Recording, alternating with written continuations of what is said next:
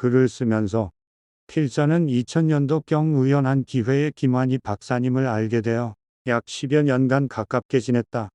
박사님을 처음 만났던 장소는 미국 캘리포니아주 북쪽의 실리콘밸리에 있는 써니베일의 카페 겸 식당 코커스였다. 당시 박사님께서는 코커스 근처에 TACI 줄여서 타시 사무실을 가지고 계셨다. 타시는 미국의 신기술을 평가해서 한국의 기술 투자를 알선하고 한국 제품의 미국 진출을 돕는 국제기술평가 회사였다. 더 닥터 킴 리포트라는 타블로이드를 통해서 미국 정계와 기업체 교육기관들에게 한국의 경제 상황을 알리는 일도 하고 계셨다. 또한 한 벤처 회사의 고문이기도 하셨는데 이 벤처 회사에서 한국말을 할 수 있는 엔지니어를 구하고 있었다. 박사님은 회로 엔지니어와 기구 엔지니어가 필요하다고 하셨는데 필자는 소프트웨어 쪽이었다. 때문에 같이 일하기 어려울 것이라고 생각했다. 그런데 박사님께서는 오랫동안 여러 가지 질문을 하셨다. 그리고는 어디론가 전화를 하셨다. 잠시 후 웬건장한 청년이 나타났고 박사님께서는 그를 향해 고개를 두어 번 끄덕이셨다. 그 청년이 바로 그 벤처 회사의 설립자이자 대표자였다. 길지 않은 대화가 오고 간 후 그 벤처 회사에서 일하기로 결정하였다. 김환희 박사님이 한국에서 어떤 일을 하셨는지, 미국에서 어떤 위치에 계셨는지 등에 관해서는 나중에 알게 되었다. 이 글의 제1장에서는 김환희 박사님께서 한국에 알려지시기 전에 미국에서 하셨던 활동을 소개할 것이다. 제2장에서는 한국의 전자공업 유성에 올인하셨던 당시의 일들을 다루려고 한다. 제3장에서는 박사님이 한국에서 돌아와 실리콘밸리에서 하셨던 일들을 살펴보고 제4장과 제5장에서는 필자가 박사님과 함께 했던 일들을 소개한다. 박사님은 돌아가시기 2년 전에 회고록을 계획하고 계셨다. 자서전에 쓰셨던 내용을 연도별로 정리하고 못다한 얘기들을 추가하고 싶으셨다. 그런데 건강 때문에 실행하지 못하셨다. 이런 점을 감안하여 자서전에 쓰여진 일화들을 날짜별로 간추리고 전자공업 육성 시절 오고 간 서한들을 삽입하여 뒷 배경을 좀 더 확실히 하려고 노력했다. 김환희 박사님이 돌아가시기 몇 년 전에 나누었던 대화가 생각난다. 박사님, 언제가 될지는 모르겠지만 제가 박사님 일대기를 소설이나 시나리오로 써보고 싶습니다. 허락해 주시겠습니까? 소설이나 시나리오를 쓰는 것은 허락이 필요 없어. 얼마든지 써도 돼. 비록 소설이나 시나리오는 아니지만 박사님에 대한 글을 쓰게 되니 감회가 새롭다. 이 글을 쓰기 위해 박사님의 자서전 2개의 해를 품에 안고를 여러 번 읽고 참조하였다. 박정희 대통령을 도와서 한국의 전자공업을 육성하시던 시절의 대통령, 비서실장, 상공부 장관, 정보부장 등과 주고받은 서한들도 다수 첨부한다. 박사님이 1988년부터 발행하신 더 닥터 킴 리포트 온 코리아도 한 부 소개한다. 필자가 보관하고 있는 것이 없었는데 컬럼비아 대학 도서관이 소장하고 있는 것을 구할 수 있었다. 도움을 준 컬럼비아 대학 출신인 필자의 아들 벤과 예일 대학 재학 중인 필자의 처조카 자슈아에게 감사한다. 제1장 청년 김환희에서 컬럼비아 대학 교수 시절까지 20대 초반의 청년이었던 김환희가 대학을 졸업한 후 얼마 되지 않았을 때인 1952년 6.25 한국 전쟁이 일어났다. 남쪽으로 피난을 갔던 청년 김환희는 그의 일생에 있어서 아주 중요한 결정을 한다.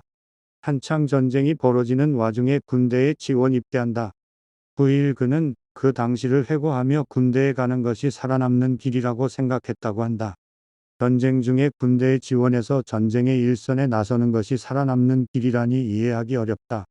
그런데 이후에 그에게 일어난 일들을 돌이켜보면 당시의 결정은 김환희라는 한 인물을 이해하는 데 도움이 된다. 한국 전쟁이 한창일 때 군에 입대한 김환희는 영어를 할 줄 안다는 이유로 미군 부대에 파견돼 연락장교로 근무하게 된다. 한 번 보고 배운 것은 잘 잊어버리지 않던 그였기에 영어 실력도 의사소통을 하는 데는 불편이 없는 정도였다. 특히 그는 영어로 문서를 작성하고 번역하는데 남다른 능력을 가지고 있었다. 이러한 청명함 때문에 그와 함께 일하던 미군 장교들의 호감을 살 수 있었다. 그렇게 미군 부대에 파견되어 복무하던 중 김환희는 부상을 당해 미군 병원에 입원을 하게 된다. 이때에 친하게 지내던 미군 병사들이 그의 부상을 안타까워하며 그를 도우려 하였고 이 사람들을 통해서 김환희는 뜻밖에도 미국 유학이라는 기회를 얻게 된다. 생즉사 사즉생이라고 하였던가. 김환희 박사에게 어째서 전쟁 중에 군에 가는 것이 살아남는 길이라고 생각했는지를 자세히 물어볼 기회는 없었으나 결과를 보면 그의 결정은 옳았다. 필자가 김환희 박사와 나누었던 이야기가 생각난다. 그에게는 딸과 아들이 하나씩 있다. 딸이 머리도 더 좋고 공부도 더 열심히 하는 것 같은데 늘 아들이 좋은 성적을 냈던 것에 대해 의아하게 생각했다. 그의 아들은 스탠포드 대학교에서 의예과를 전공하던 중 진로를 바꾸고 누나를 따라 변호사 공부를 시작한 지 불과 1년 남짓 지난 후 미국 변호사 시험의 일부인 LSAT 시험에서 만점을 받고 담당 교수들을 놀라게 하기도 한다. 어떻게 하면 그런 점수를 받을 수 있는지 물으면 그저 시험 문제를 풀 때 정답이 떠오른다는 것이 아들의 대답이었다. 이 이야기를 듣고 필자는 김환희 박사에게 그것은 아마도 직관력의 차이일 것이라고 말했었다. 지금 와서 생각하니 전쟁 중에 살아남기 위해 군에 지원했다는 것도 김환희 박사의 직관력이 작용했던 것이라고 생각된다.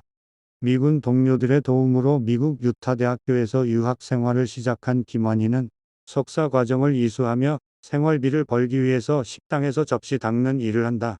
당시 미국에는 한국인이 아주 드물었다. 특히 유타주에는 아시아인이 얼마 없었다. 김환희가 길을 걸어가면 동네 사람들이 검은 머리에 작은 체구에 그를 신기하게 쳐다보곤 했다. 어린아이들은 그의 뒤를 졸졸 쫓아다니기도 했다.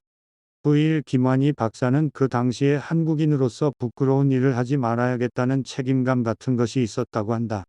한국인으로서는 최초 아시아인 최초로 등의 수식어가 자주 따라다녔기 때문이다. 이러한 책임감이 있었기에 그는 더 노력하는 학생, 더 많이 연구하는 연구자가 된다. 쉽지 않은 외국 유학생 생활에도 연구에 열중하던 중 김환희는 그의 인생에 중대한 변화를 가져오는 논문을 쓴다.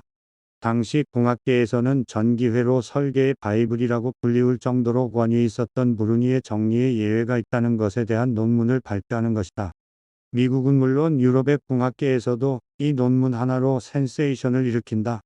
브루니의 정리에 존재하는 예외를 증명한 이 논문은 전자공학계에서 표준으로 인정을 받는다. 그리고 김환희는 학계의 주목을 끌게 된다. 유타 대학은 이를 지체 없이 박사학위 논문으로 인정한다. 1956년 김환희는 박사학위를 수여받는다.